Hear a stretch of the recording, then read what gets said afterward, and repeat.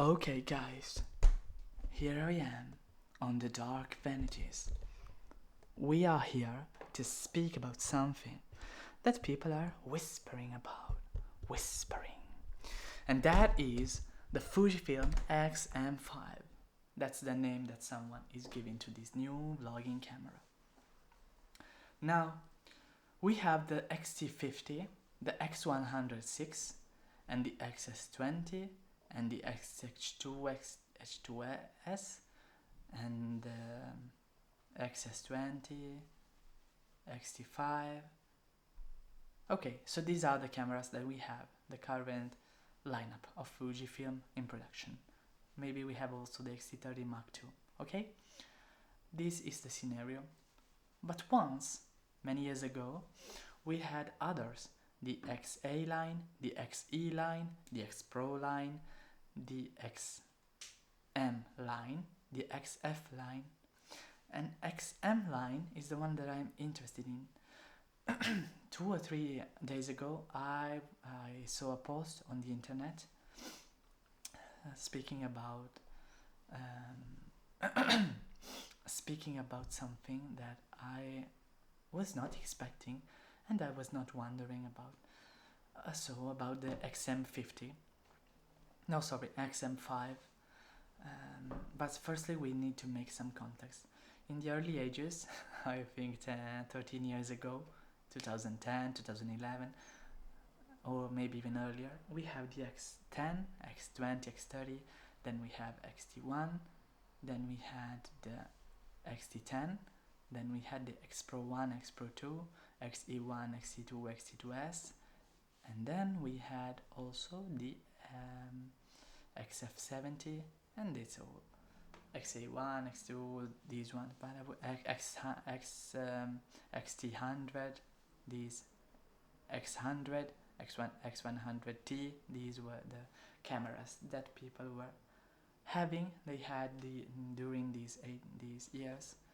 The XM1 was particular because it was like a reproposition of the XE1, XE2 with the X-Trans 1, if I remember correctly, the original X-Trans sensor with a real film look, not now we have the film simulations, but during these days it really looked like if you were shooting like on film cameras, okay? And now people are whispering about an XM5, but for a different purpose. If the XM1 was meant to be like a smaller version of the XE1, more compact, more portable, you could pair it with the 27 f2.8, the 15 to 45, the 35 1.4, these kind of small lenses, the 23 Mark with f2, these kind of small lenses. But I want to say that XM5 would be different. Probably, these are my guessing, because we don't have any specifications, no one is speaking about this. I just saw a post, a rumor, a kind of maybe a fake news about this, and I'm just wondering, maybe Fujifilm will look at this kind of video and they will get inspiration. So first I have to show my face a bit more. Okay.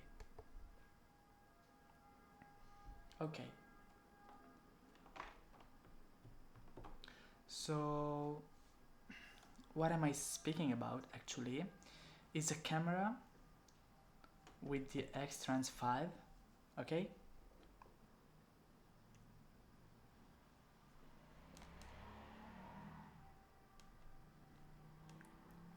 A camera with the X-Trans 5, a camera with the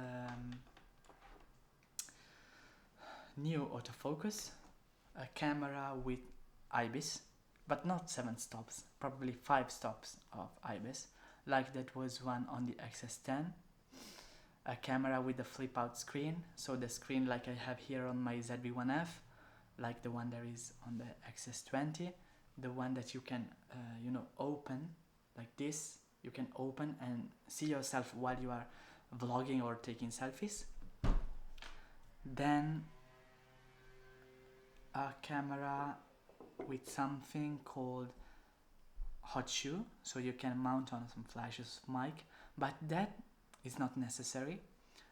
We need 4K 30 FPS, not even 60,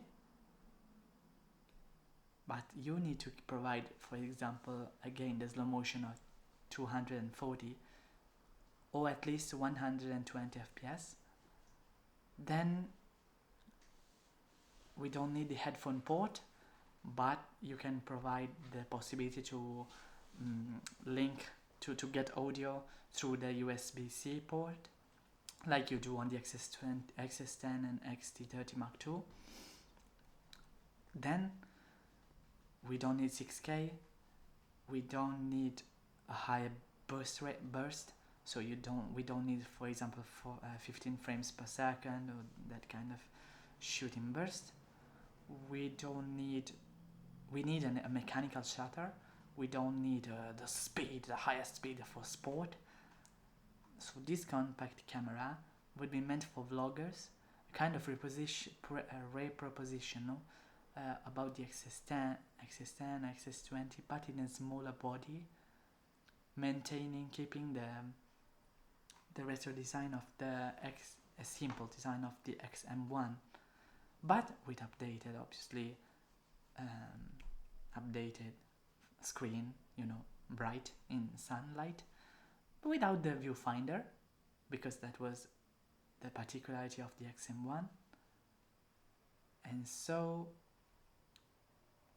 with the X-Trans 5 and Processor 5, because these are now the standards.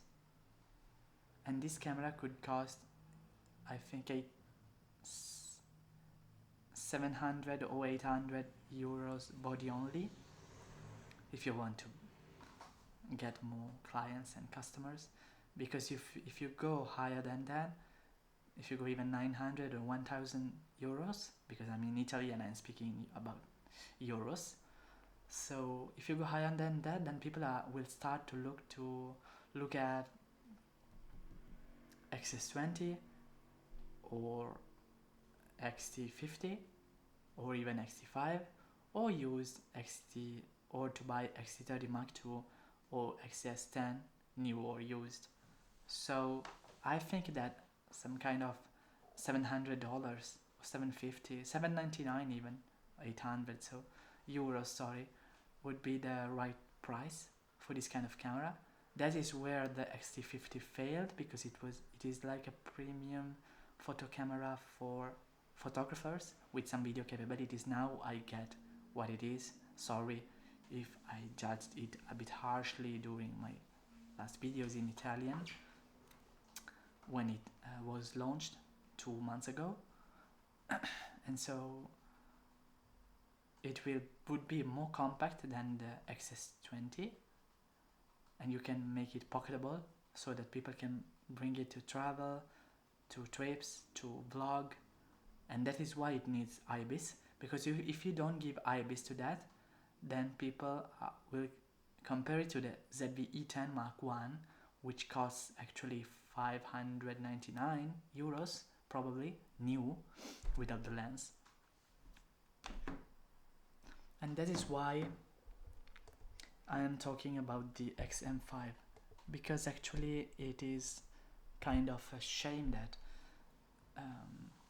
due to the inflazione, we say in Italian, inflection, I don't know how to say it in English, it is a shame that prices are going up and up and up, but people cannot afford these kind of cameras, especially if there are other cameras about even the same company with a bit more specifications, higher specification, towards high endings, like professional people, but even people who are just photographers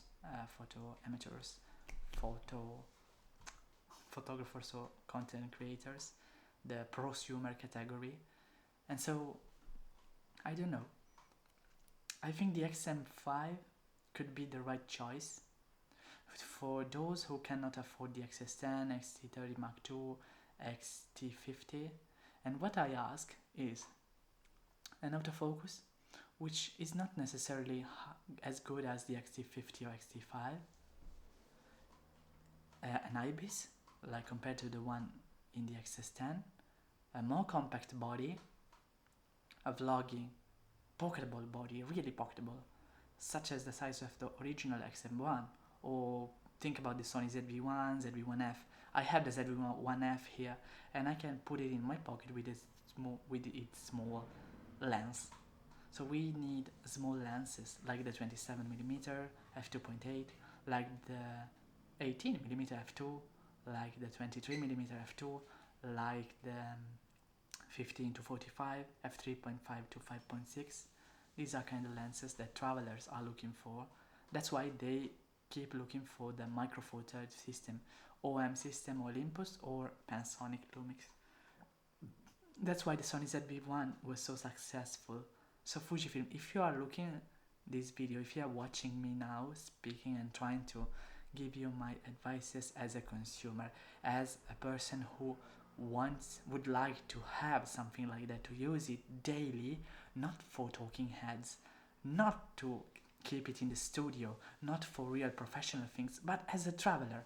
For example, if I go on the bus, if I go everywhere, on the park or to the beach, or if I go shopping, if I go with friends to the party, I want to make videos and to take photos with a budget option, which is not a risk to lose, you understand? So if I go everywhere with this kind of product, it probably will feel cheaply made, it will not have the viewfinder, it will not have a good the best autofocus, it will not have 7 stop of IBIS but maybe 5, it will have all the simulations that we have right until now.